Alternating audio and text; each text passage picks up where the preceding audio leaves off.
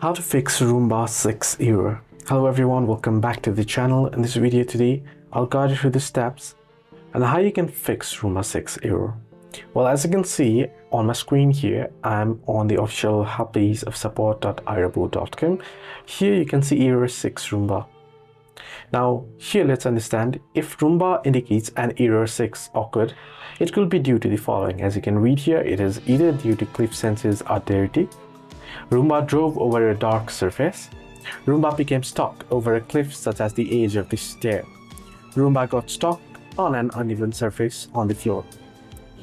Now how you can fix it? You want to ensure the cliff sensors are clean. Flip Roomba over and wipe the cliff sensors with a clean dry cloth. You want to place Roomba down, then press clean. If the issue persists after cleaning the cliff sensors, you can select here from these options the best way to troubleshoot the issue. You can also contact iRobot customer care direct as well. Now if Roomba got stuck on a dark surface, you can try and reset the Roomba. If it got stuck on an edge, you can try that as well. And if it steps in the middle of the floor, it might just probably be some debris on it, so you want to check out for it. Hope this video was helpful. Do like and subscribe.